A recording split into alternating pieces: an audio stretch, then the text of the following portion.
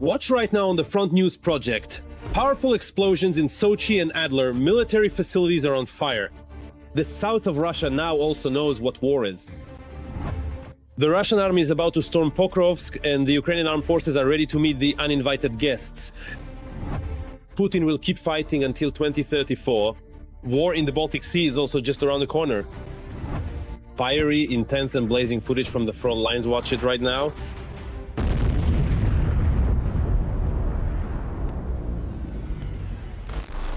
It's the fourth year of the full-scale war that Putin's Russia started on Ukrainian soil. The Ukrainian armed forces continue to heroically defend not only their homeland, but the entire civilized world from the aggression of Kremlin war criminals. Greetings! This is Front News. I'm Vladimir Timoshenko. In the next 30 minutes, you'll get the truth about the war, uncovered by a journalist from the hottest combat zones. So, are you ready? Then let's begin.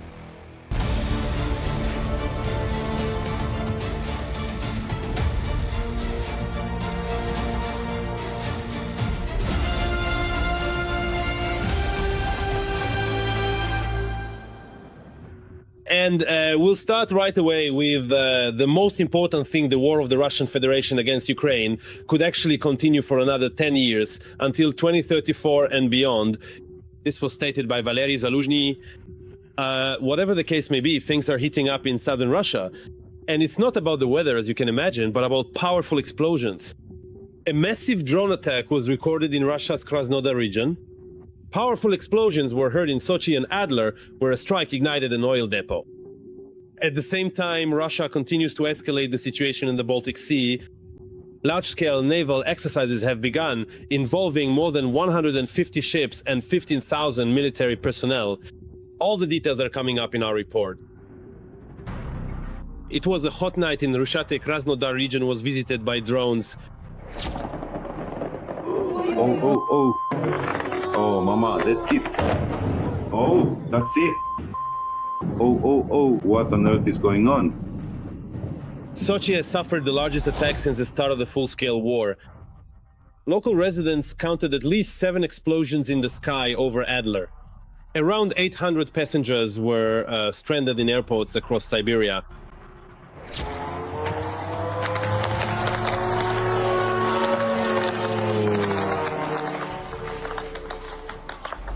The UAVs may have hit one of the railway bridges. Russian authorities also reported a strike on an oil depot on Tavercheskaya Street. Are those cars coming up the road? Oh, shoot. It looks like it's the oil depot, a very important and strategic location, and it appears to be under attack. While in Russia, UAVs are attacking strategic targets, in Ukraine, the occupiers continue to terrorize the civilian population.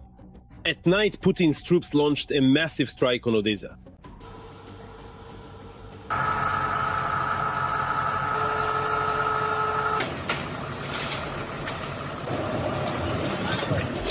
As a result of the attack, civilian infrastructure, residential buildings, and sites within the UNESCO zone were damaged. One of the enemy strike locations was the famous Privoz market in the historic city center.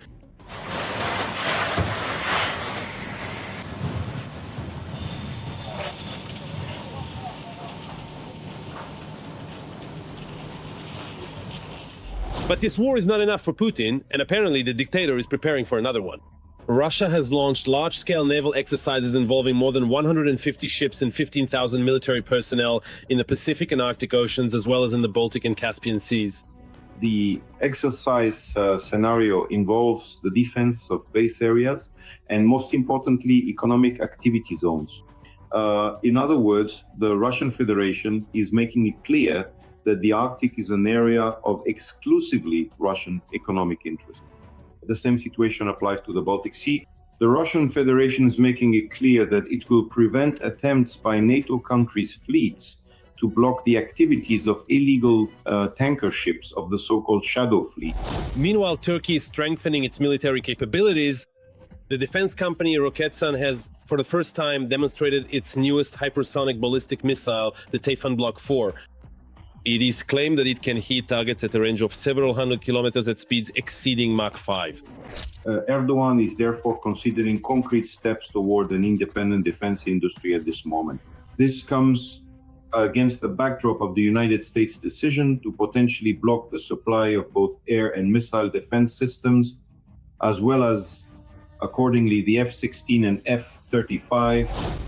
Ukraine will also soon receive new weapons. The US has approved the sale of 2 military aid packages to Kyiv totaling $322 million. It is known that the package will include the latest air defense systems and their maintenance, as well as Bradley infantry fighting vehicles, their repair and technical support. And while America is publicly helping Ukraine fight the occupiers, Putin continues to secretly cooperate with Xi Jinping. China is supplying Russia with drone engines through front companies, disguising them as industrial refrigeration units, Reuters reports. After statements from the Chinese political leadership that the PRC will not allow the Russian Federation to be defeated in the war, it suggests, or rather it may suggest, an expanded nature of cooperation, including military technical collaboration between the Russian Federation's military-industrial complex and, accordingly, the PRC's military-industrial complex. Meanwhile, fierce fighting continues on the front lines. Russian forces have amassed reserves and are trying to break through to Pokrovsk. At present, combat operations are taking place in the vicinity of the city. And now, an analysis of the operational situation on the much-suffering Pokrovsk direction of the front. The bloody rampage of the enemy army continues here as well. Since the beginning of the day on the Pokrovsk direction, the occupiers have made 25 attempts to push our defenders from their positions in the areas of the settlements of Rusenyar, Mirne, Mirnograd, Novoekonomikeskaya, Lisovka, Zverevo, Kotlino, Udachnoe, Dachnoe, and towards the settlements of Vladimirovka and Pokrovsk. The defense forces are holding back the enemy's onslaught and have already repelled 20 attacks. 5 combat engagements are still ongoing. Enemy losses are being clarified. Yes, the situation at the front is indeed difficult. For example, in the Sumy region, the Russians have come right up to the strategic highway that leads from Sumy to the north. The key problem here is Ukraine's shortage of manpower. But TSN Nedely's war correspondent Andriy Tsaplienko found out that recruiting foreigners from Latin America has yielded successful results for the 47th Brigade, which is fighting precisely in the Sumy region. Watch our next report about the Colombian unit within this brigade. The RAK unit in the 47th Brigade is called the Colombian unit. The overwhelming majority of its soldiers hold Colombian passports. While the new recruits from South America are training at the range, their more experienced compatriots are driving the occupiers out of Ukrainian land in the Sumy region. Now the guys from the Colombian. Right now, the guys from the Colombian unit are practicing what they usually do on the front line, storming Russian positions. The positions are imaginary, but the bullets and grenades are real. Grenades out now? On the real front line in the Sumy region, the Latin Americans in Ukrainian uniforms cleared out several enemy positions and captured quite a few trophies. Russian. No, I can't always expect that everything will go well, but I always put my hope in God so that he can get me out of every mission alive. Formally, the movement is considered a company. In reality, there are already enough assault troops in it to allow for internal rotation if necessary. Some are fighting, some are resting, some are training. Can we talk about numbers? Show many have you brought to Ukraine? Look, we've already brought in more than 1,000, actually closer to 2,000, something like that. Hamlet, an ethnic Armenian, the commander and organizer of the unit, never questioned whether there should be a foreign company in the 47th Brigade. He just went ahead and did it. The commander doesn't trouble himself with other Hamlet-like questions either. Each of us has our own motivation and personal interest. I didn't ask, I'm not interested. They fight, they do everything as they should. The rest doesn't interest me what their motivation is and so on. But that's what interests us. What made you travel thousands of kilometers to come and defend Ukraine? Among the many reasons is the financial one. I'm Colombian, I'm 27 years old. My military career as a professional soldier began in Colombia. I do this work to help the Ukrainian people as well as to help my family and provide myself with financial income. Money is a very important factor because we need money to meet our needs. On the other hand, this kind of work is also a calling. I enjoy doing this. But the reason for choosing this is not just about money. For us, the enemy is Russia. Is Russia an enemy for you personally, or is it just a situational enemy? I consider them enemies. I don't understand the reason for this aggression when civilians are dying. I grew up surrounded by violence, and I've also experienced bad things in my country, things that we Colombians are not proud of. We have already lived through war, and for us it's quite normal to take up arms. This is very common in Colombia. La violencia violenza, that's what this guy calls their civil war, in which the government fought against communist groups. Most Colombian soldiers who joined the 47th Brigade believe that the partisans were supported by Russia. This has always been known. Always, it supported illegal left-wing armed groups. That's how it's always been. This guy from Peru has the call sign Stubborn. 15 years of service in a Peruvian special unit can't even be compared to what he saw in 8 months in Ukraine. Since this is a battlefield, you can't expect everything to always go according to plan. I always tell the truth. We know this is war, and that things don't always look rosy. That's why we have to be honest both about the benefits for the servicemen and the task we're carrying out here. The truth is, here in Ukraine, there is no safe place anywhere. A Shahed is flying over us. Everyone, get down. An explosion goes off somewhere nearby. There it is. There. Colombians have never seen a war like this at home. The Colombian unit, well, let's call it Colombian for convenience, because there are guys from other countries serving here too. This isn't just assault infantry, it's mechanized infantry. The fire support units have these formidable Bradley infantry fighting vehicles as well as M113 armored personnel carriers. And there are already trained crews for this complex equipment. This driver mechanic is originally from Zimbabwe, a country whose politicians openly declare their support for Russia in the war against Ukraine. Perhaps that's why at first the guy had to break through a wall of distrust in Ukraine. People didn't really share their experience with me or explain how to do things the right way. So at first it was hard to learn. But in this unit the attitude is impartial, and the commander here is a great man. He doesn't look down on people and gives them a chance to prove themselves. Thank you, Commander, with a capital C. You have no idea how much it means to me to know that you respect me. May my God always bless you. Have a great night. Get some rest until tomorrow, Commander. Well, that's just poetry. And my whole phone is like that. The Commander is confident that foreigners, especially Colombians, can become a significant resource for our armed forces. So we have... Look, based on the applications we've received in a month, we could easily recruit at least 1,000 volunteers who want to commie at least. Just buy them tickets and they'll all come. Attitudes toward volunteers in Colombia are mixed. There is no specific law in the country that prohibits Colombians from serving in the military in Ukraine. However, left-wing politicians are slowing down this kind of recruitment, citing an international convention.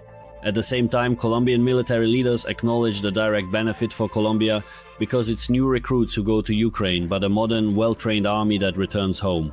Colombia receives a fully trained army and soldiers who understand what war is and are familiar with all the modern aspects of warfare.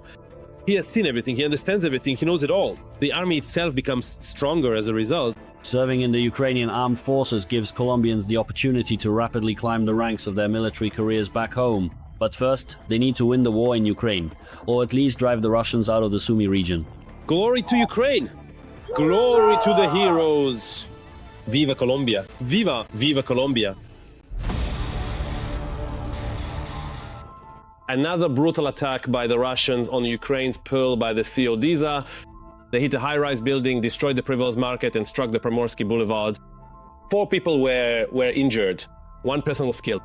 Once again, Russia attacked the city with strike drones. The massive attack came in several waves. The drones first gathered over the sea and then struck the city simultaneously. In total, the enemy sent 30 strike drones to Odesa. All the details are in the report from our colleagues at the television news service. About last night, Odesa residents are once again saying it was the worst night since the start of the full-scale war. The enemy attacked the historic city center and once again deliberately struck a residential high-rise. In the 9-story building in Moldavanka, there is a huge hole spanning 3 floors. The seismograph which rescuers rely on shows that the panel could collapse at any moment. At the same time, the rescue team is searching for a person under the rubble in one of the destroyed apartments. Neighbors reportedly saw a person. A moment of silence and then a dog handler with a dog steps onto the debris. At the present moment, the search has yielded nothing. A silence protocol is being implemented, in hopes of possibly hearing a person making sounds. At the same time, we are combining this with a search using the dog. It is also preferable that there are no unauthorized people in the search area itself. A Shaya drone flew straight into the building and destroyed apartments from the 5th to the 8th floor. What wasn't destroyed by the blast wave, the fire began to consume. 5 people ended up trapped in their apartments. Rescuers helped them get out in time. Some residents managed to grab their emergency backpacks, while others don't even remember how they got out of their apartments. How did we get out? I don't remember any of it at all. Turns out I even locked the doors. I jolted, grabbed onto something. The doors wouldn't open. And the ones in the hallway, they fell onto mine and got jammed. My neighbor was shouting, "Run!" My balcony was on fire. We were all covered in glass and went down the stairs from the 7th floor. Well, it's nothing, that's just how it was. I got everything ready. It's all just talk. When the strike happened, we were trying to save ourselves at 2 in the morning. My neighbor quickly went to the shelter. And it's a good thing, because her apartment burned out. We were prepared. We understood that if not today, then tomorrow there could be a strike. The damaged entrance has 0 chance of holding up. The destruction is critical, according to the experts. Residents are hoping at least to get into the surviving apartments and retrieve their essential belongings. Firefighters rescued 5 people and another 33 residents were evacuated. Clearing the debris is made more difficult by the fact that the building is severely damaged and there are occasional small collapses while rescuers are working on the floors. Another massive fire broke out at the Privoz market after the strike. The fire spread very quickly. Despite all the rescuers' efforts, 2 pavilions were completely destroyed and many other shops and stores were damaged. Everything was burning, and we weren't allowed anywhere near. Basically, we've been left with no trace of our existence at all. I've been working at this market since 1994. Honestly, I just don't know how to go on living or what to do next. On Primorsky Boulevard, there's a crater. Windows have been blown out in an architectural monumental. Local hotel trees have been damaged and streetlights shattered. At the moment, specialists are assessing the damage in the historic city center. And now let's move to the Huliaipol and Orikhiv directions on the front line. The Russian world continues to destroy, kill and maim here as well. In the Huliaipol direction, the area around the settlement of Zaliznykhne was attacked with unguided rockets. The enemy did not conduct any active offensive operations. In the Orikhiv direction, the occupiers launched an assault near Stepnohirsk. In total, there was only 1 combat engagement in this area. And here is another very interesting point that clearly illustrates the situation in the aggressor's army. So in the so-called Second Army of the World, there is a catastrophic shortage of soldiers. Russian prisoners are being forced through intimidation and violence to sign contracts and are then sent to the front. We will share the details of these, let's say, schemes in the next report from our colleagues. Russian convicts are being recruited for the war in Ukraine through brutal beatings and torture. Relatives of the prisoners themselves reported this to the publication Sibir, rarely on condition of anonymity. It's no secret to anyone that penal colonies have become a lifeline for the Russian Ministry of Defense. The practice of recruiting for private military companies was started by the now deceased Yevgeny Prigozhin. No one ever retreats, and no one ever surrenders. Journalists have calculated that he managed to recruit about 50,000 prisoners. Out of the 20,000 mercenaries who died near Bakhmut, 17,000 were former convicts. In 2023, the Federal Penitentiary Service reported that the number of prisoners that year decreased by a record 58,000 people.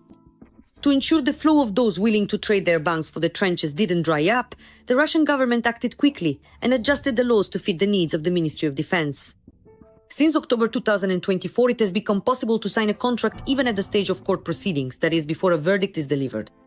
This way, investigators managed not to overload the penal colonies and ensured a steady flow of participants for the meat-grinder assaults.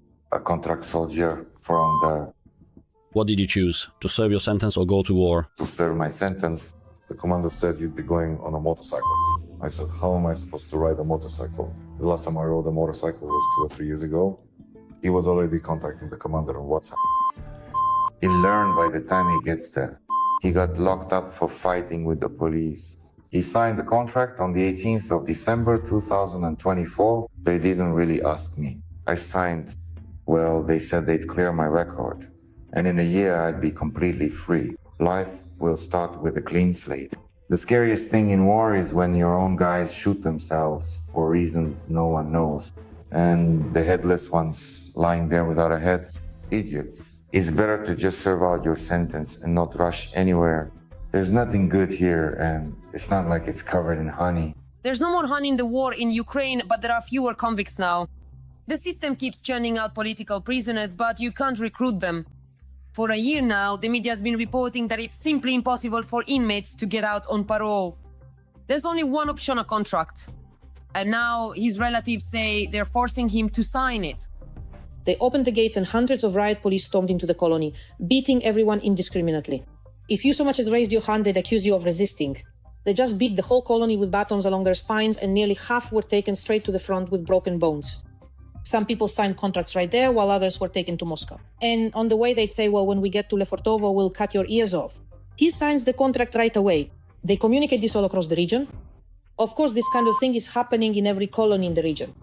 Well, if even in such a light colony, where every act of violence used to happen for some actual reason, you can imagine what's going on in the high security or special regime colonies. Journalists report that the situation in the colonies of the Volga region is not much different from that in the Tula region.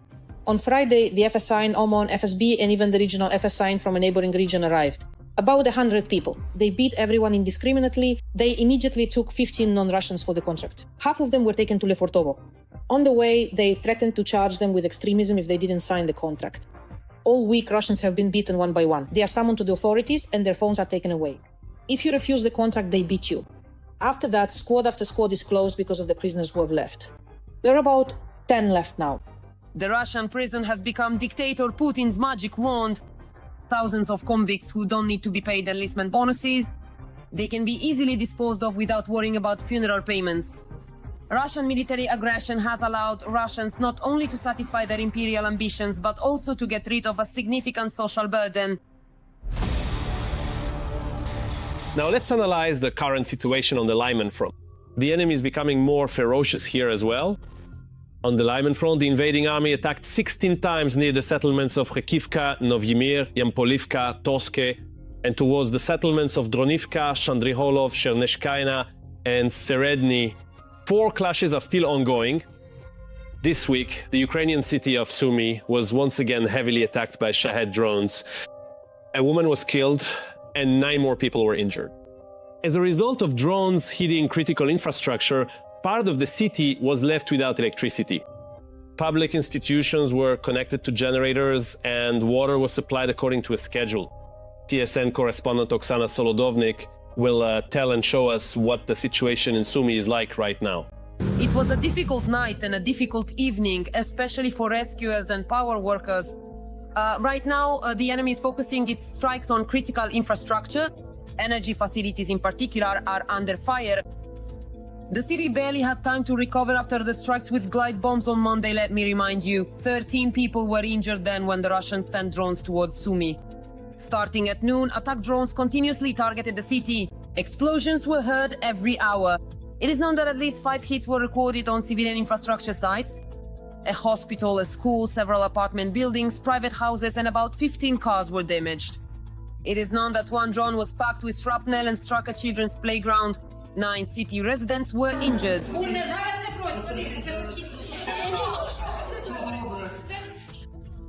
Around 3 o'clock in the afternoon, a drone attack on a social facility claimed the life of a 72-year-old woman. The drone hit a tree. At the time of the attack, the woman was outside and sustained multiple shrapnel wounds. Doctors fought for her life for half an hour. However, the injuries proved fatal. This is the main cylinder component from it. From the drone? Yes, a lancet. The birch tree was scorched. See, a woman was walking there and it killed her. Around 5 in the evening, after another attack, power went out in parts of Sumy as well as in settlements of the Romny district. There were also disruptions in water supply and the operation of electric transport. A number of institutions switched to backup power. Late in the evening, energy workers managed to restore electricity for just a few hours. However, by midnight, another attack by several enemy drones once again cut off power to Sumy. There are also power issues in the Shoska district. Once again, the enemy attacked the civilian infrastructure of our city. Part of the city was left without electricity and some hospitals are operating on generators. All relevant services are working to eliminate the consequences of the emergency situation.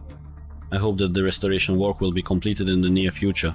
Despite constant enemy attacks both day and night, the power workers are doing what seems impossible and still manage to bring electricity back to people's homes. By morning, electricity had already started to return in several districts of the city. Starting from 10 o'clock, all water intakes are operating as usual and trolley buses are currently running on modified routes. Restoration work is ongoing.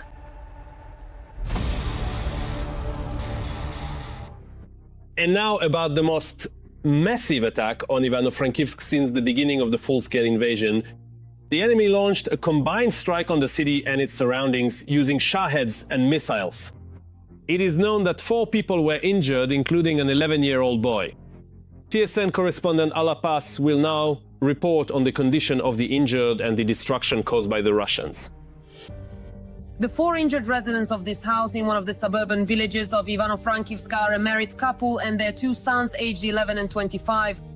Their injuries are not serious. The doctors provided them with the necessary assistance and they are all at home now. We started to move away. My leg was injured, and underneath, I'm not sure, there might be shrapnel and glass fragments. We were very frightened. It was a shahed, says the homeowner. Usually they would hide in the basement, but this time they stayed in their rooms. They believe that's why they're still alive, since the enemy UAV crashed right under the house. The explosion blew out a wall in the basement. The whole house is destroyed. Only 1 bathroom survived. It's impossible to live here now.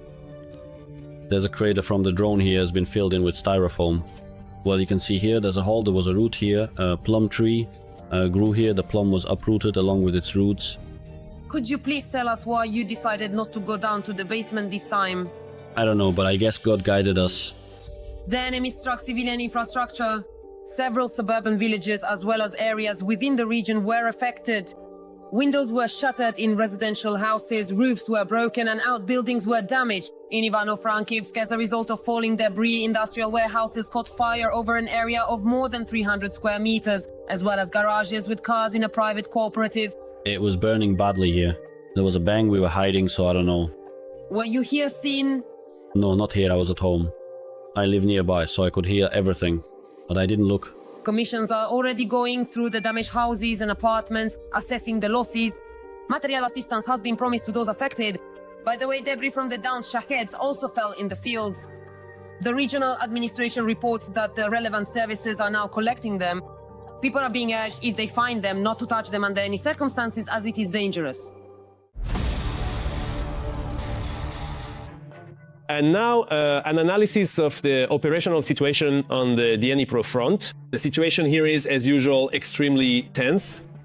On the Dnipro front, the aggressors attacked the defense forces' positions 5 times towards Dniprovsk, Sadove, and Pridniprovsk. In addition, the enemy carried out an airstrike on the settlements of Kherson and Mykolaiivka. She's only 21, and for the past 6 months, she has been dreaming of a tank. A servicewoman of the 130th Separate Territorial Defense Battalion with the call sign Barney commanded an anti-tank grenade launcher crew. And now, at last, she has been transferred to the Tank Corps. She will be a gunner. She is now getting used to her new role, so she can cause as much trouble for the enemy as possible. Details in the report by TSN correspondent Kyra Oves. Just 3 weeks ago, 21-year-old Barney was destroying Russians with an anti-tank grenade launcher in the area of responsibility of the 65th Brigade Bolshoi Lug. Now she's the main gunner of the tank. 50 ahead. Loaded. 300 to the left. Fire. Done. I've wanted this for a long time. Yes, I've wanted this for a long time. I've been asking for 6 months. Finally! I still can't believe I'm already in a tank. Barney's commander Andriy Karchenko was reluctant to approve the transfer for a long time. He says that as an anti-tank grenade launcher commander, no one could match her. She is an excellent SPG operator. She is a very successful SPG commander. Women are simply incredible in war. But the soldiers' persistence paid off. For now, she's learning to be a gunner in the tank.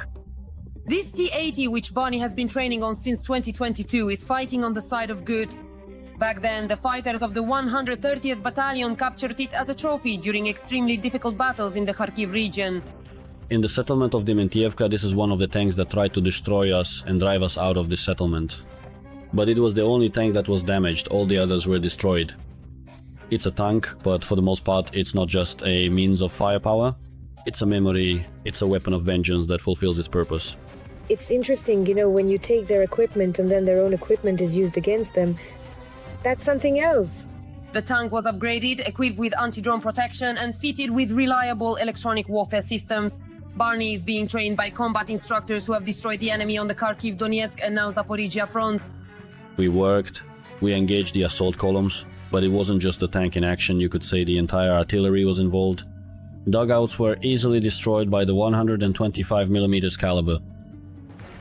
The instructor with the call sign Kama says that Barney learns quickly. But most importantly, she already has combat experience and she isn't afraid to go out on a mission. When she puts on the uniform, she stops being a girl and becomes a service member. There are no concessions for her, no allowances, none of that I have a manicure after lunch stuff. She does everything very well. I would even say she understands and picks things up much better than most of the guys. The young service member of the 130th Battalion has more training exercises ahead. After that, she'll have real combat practice on the Zaporizhia front. That's all for today. But very soon on Front News, there will be new, truly unique and exclusive reports from our dedicated journalists brought to you straight from the most intense and hottest spots of the ongoing war, so that you always know the complete and unvarnished truth. This was Volodymyr Tymoshenko with you. Take care of yourselves and your loved ones.